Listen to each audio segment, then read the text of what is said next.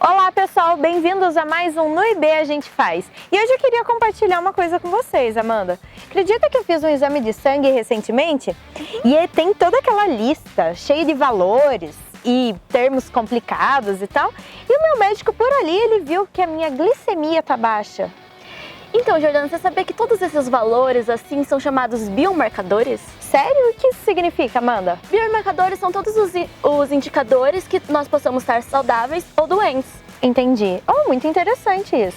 Inclusive, nós vamos visitar hoje o laboratório da professora Valéria Sandrin, do Departamento de Farmacologia do Instituto de Biociências, que estuda novos biomarcadores associados à pré-eclâmpsia.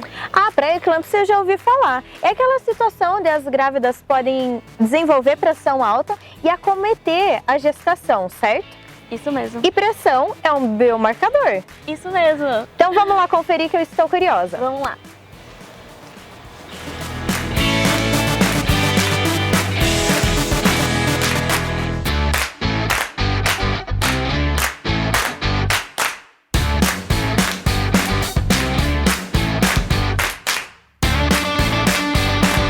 Olá, professora Valéria, muito obrigada por nos receber aqui no seu laboratório.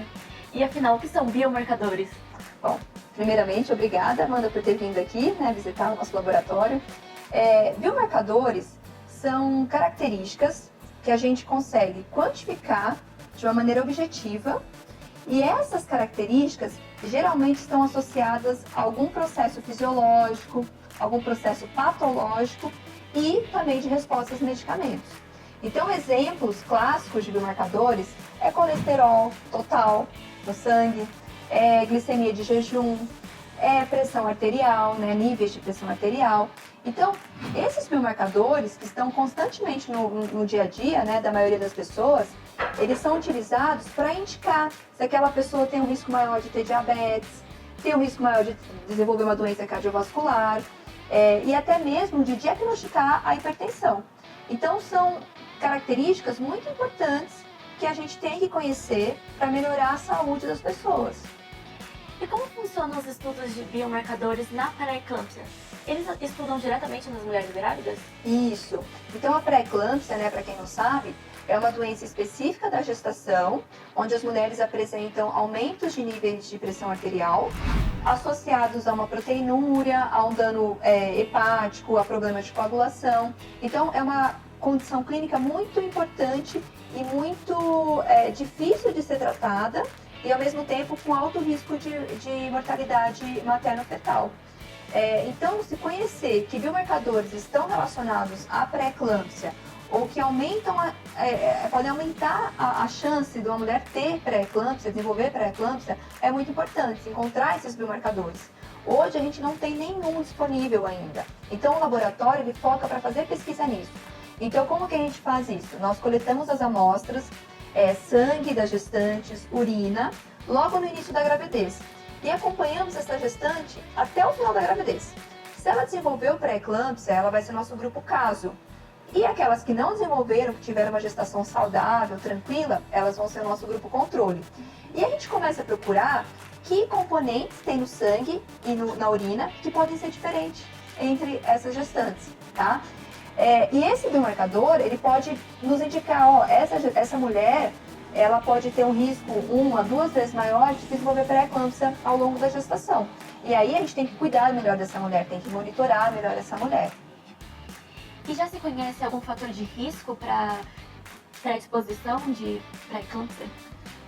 Existem alguns fatores de risco, mas todos somam um pouquinho, Então, quais são esses? A primeira gestação, doenças metabólicas, obesidade, se a mulher tem parentes, mães, avós, irmãs que tiveram pré-eclâmpsia. Então, aqui no laboratório, inclusive, nós quantificamos, nós avaliamos biomarcadores genéticos. Então, a gente procura por variações genéticas em mulheres que tiveram pré-eclâmpsia e tenta entender se essas variações podem aumentar o risco dela ter a doença. Então, é um outro foco do laboratório, estudar a questão genética desse risco aumentado de desenvolver pré-eclâmpsia. Por exemplo, aqui cada bolinha significa um paciente. Então, nós temos variações genéticas que a gente consegue visualizar com esse aparelho. Então tem como a gente saber qual que é a característica genética dele. Muito obrigada pela explicação, professora.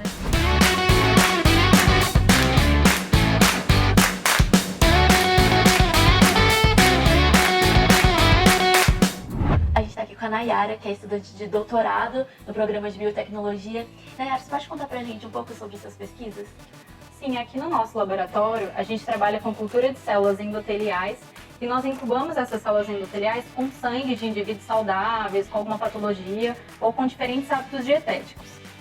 Essas células endoteliais, elas são as células que revestem os nossos vasos sanguíneos e são responsáveis pela contração e dilatação dos nossos vasos. E precisa de algum cuidado especial para entrar na sala de cultura? Sim, a gente precisa se paramentar com os EPIs, que são os equipamentos de proteção individual, para evitar qualquer acidente ou contaminação, tanto nossa quanto da célula.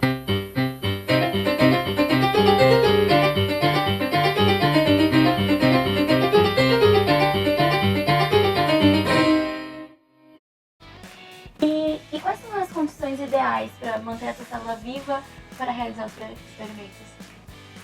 Primeiramente, a gente aquece todas as soluções que serão adicionadas nas células a 37 graus, que é a temperatura ideal para o seu crescimento. Posteriormente, essas células vão crescer num recipiente contendo um meio com vários nutrientes necessários e essas células serão mantidas numa incubadora, contendo CO2, umidade ideal e temperatura ideal também para o seu crescimento até a realização dos outros experimentos. Muito obrigada. Vamos lá ver o resto do laboratório? Vamos!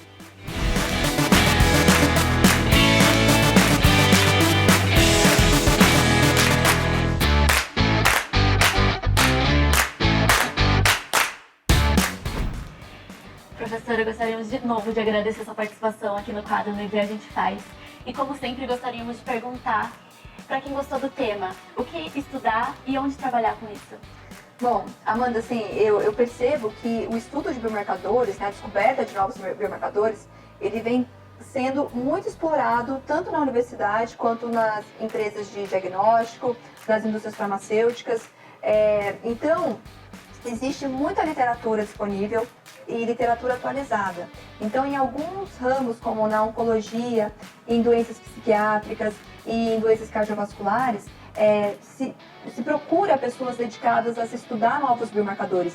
Não esses clássicos, como eu falei para você, mas novos biomarcadores que possam, de uma maneira muito mais exata, indicar que pacientes têm um risco aumentado de ter uma doença ou de responder melhor a uma terapia A ou uma terapia B, né, que é a farmacogenética. Então, hoje, na literatura, né, na internet, tem muita coisa legal, tem muitos cursos dedicados a isso, até cursos online. E o que eu sugiro é estudar análise de um volume grande de dados, né, os Big Data.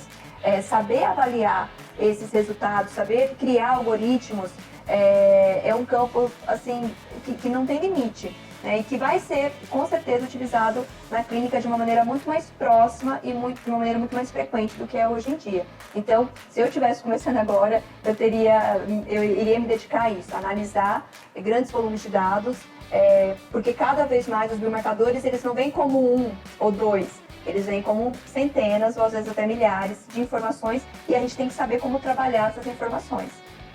Muito obrigada pelas dicas, professora. Eu que agradeço. E aí, Amanda, conta pra gente como é que foi a visita ao laboratório da professora Valéria? Então, Jor, a Valéria realiza vários testes com sangue coletado de gestantes para descobrir se tem um marcador, um gene ou tem uma substância relacionada à pressão alta na gravidez. Muito interessante, não é mesmo, pessoal? Esperamos que todos vocês aí de casa tenham aprendido com mais esse vídeo nosso. E não deixe de acompanhar os próximos vídeos do No IB A Gente Faz. Até a próxima!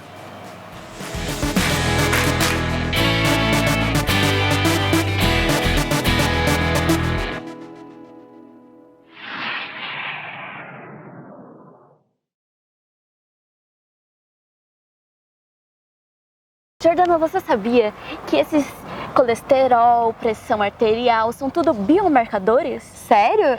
E como Sim. que é isso, Amanda? São, Indicadores? são... Não...